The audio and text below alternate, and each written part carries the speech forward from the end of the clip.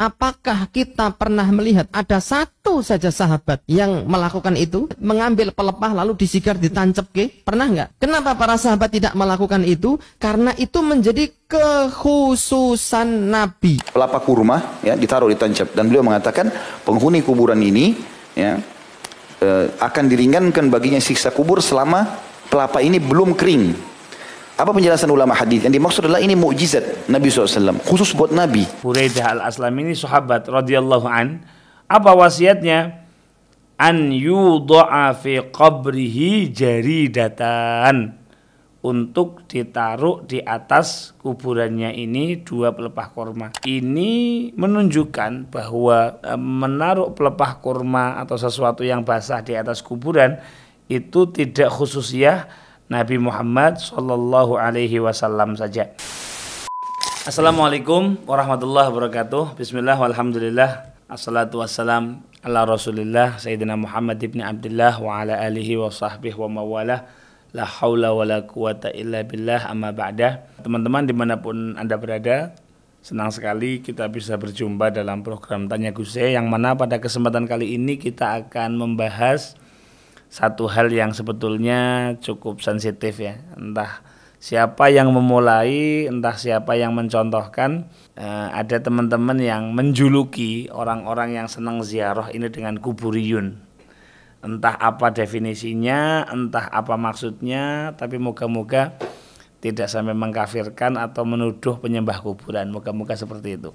Nah, kita akan menyimak video berikut ini. Apakah kita pernah melihat ada satu saja sahabat yang melakukan itu setelah Nabi melakukannya? Apakah kita pernah membaca riwayat ada Abu Bakar, Umar, Utsman, Ali dan seluruh para sahabat mengambil pelepah lalu disigar ditancap ke? Pernah nggak? Nggak pernah. Kalau itu baik, para sahabat yang pertama kali melakukan. Kenapa para sahabat tidak melakukan itu? Karena itu menjadi kekhususan Nabi. Itu indikasi pertama. Nggak ada sahabat yang melakukan itu setelah Nabi. Berarti perbuatan itu khusus untuk Nabi. Alasan kedua, kenapa itu kekhususan Nabi? Karena di dalam riwayat tadi disebutkan Nabi diberitahu oleh malaikat Jibril bahwasanya penghuni kubur itu disiksa. Maka Nabi menancapkan kurma itu, pelepah kurma itu. Lah kalau antum menancapkan kurma, malaikat sopo sing nekani kowe? Malaikat mana? Malaikat maut. Ya kowe malah nusul no, malaikat maut. Bukan hanya sahabat, tabi'in, atba'ut tabi'in, ndak ada yang mengikuti perbuatan Nabi tersebut.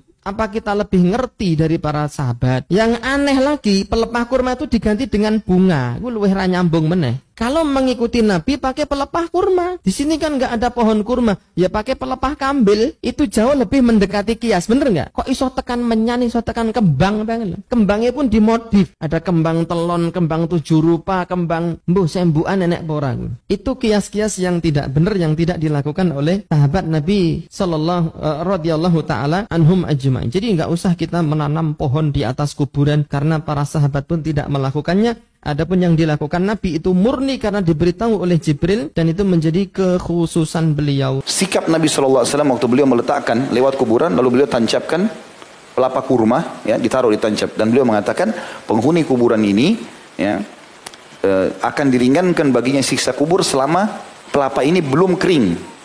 Apa penjelasan ulama hadis? Yang dimaksud adalah ini mukjizat Nabi SAW, khusus buat Nabi.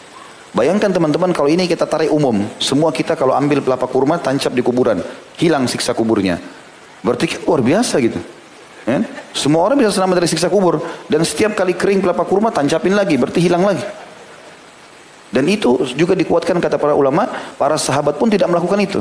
Belum pernah dinukil satupun riwayat Abu Bakar, Umar, Utsman, Ali, Thalhah, Zubair dan lain-lain menancapkan batang pelapa kurma ini di kuburan-kuburan.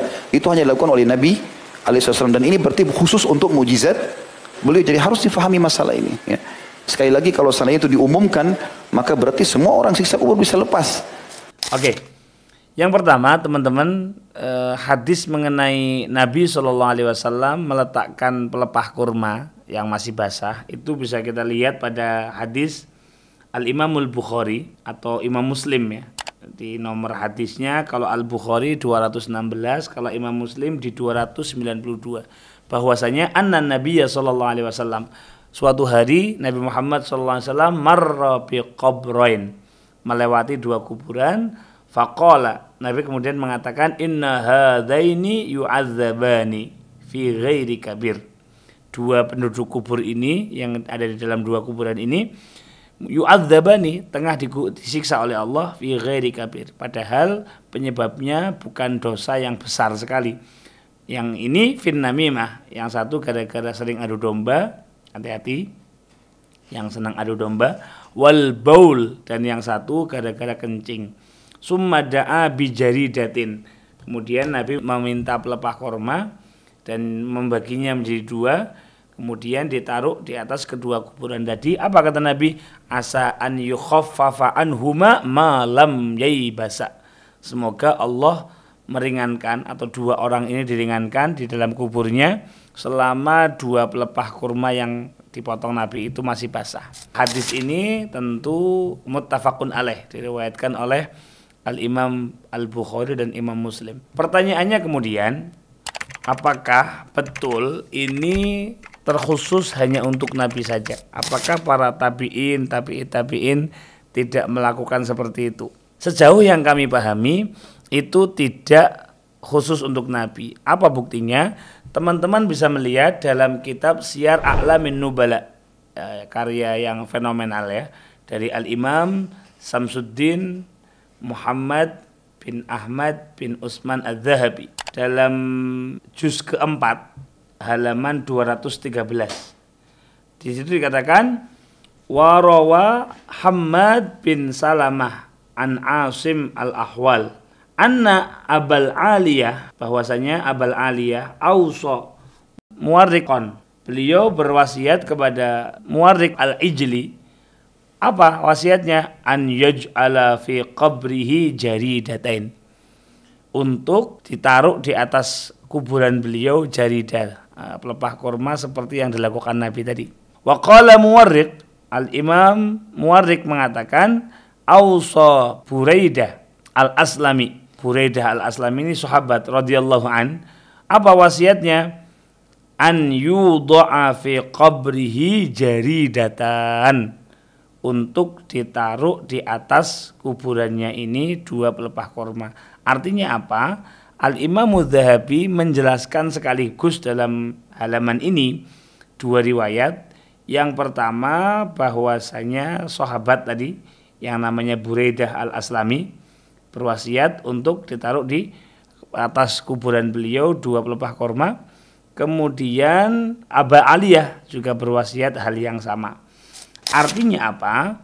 Ini menunjukkan bahwa menaruh pelepah kurma atau sesuatu yang basah di atas kuburan itu tidak khususiyah Nabi Muhammad Shallallahu Alaihi Wasallam saja, melainkan juga berlaku untuk orang-orang yang lain selain Nabi Shallallahu Alaihi Wasallam.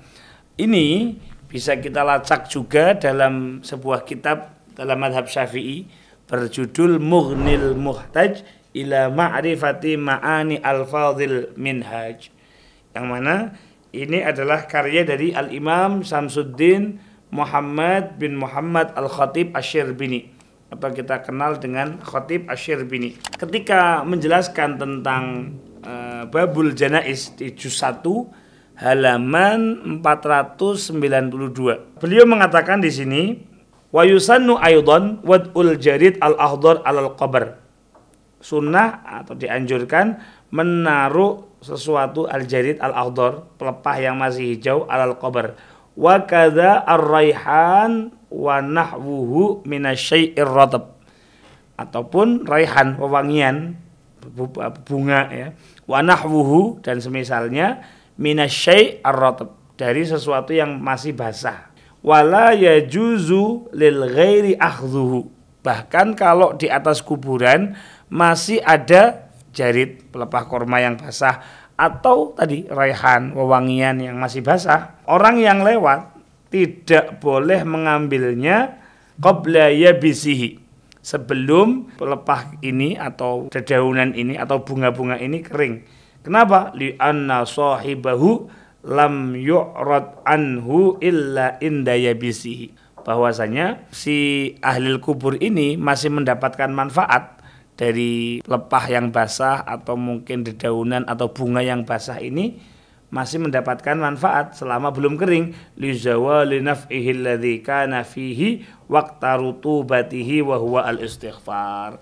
Sebagaimana riwayat dari Al-Imam Al-Bukhari dan Muslim tadi, kata Al-Imam Khatib Asy-Syirbini, selagi ini masih basah maka masih mendapatkan istighfar untuk si ahli kubur, maka bagi yang lain tidak boleh mengambilnya. Ini bukan karangan saya, ini adalah perkataan para ulama yang halamannya, namanya sudah kita sebutkan pada video di atas. Ala kulli hal, saran saya tidak perlu sembarang menuduh atau sembarang mengatakan bahwa ini tidak ada, bahwa ini ngarang-ngarang.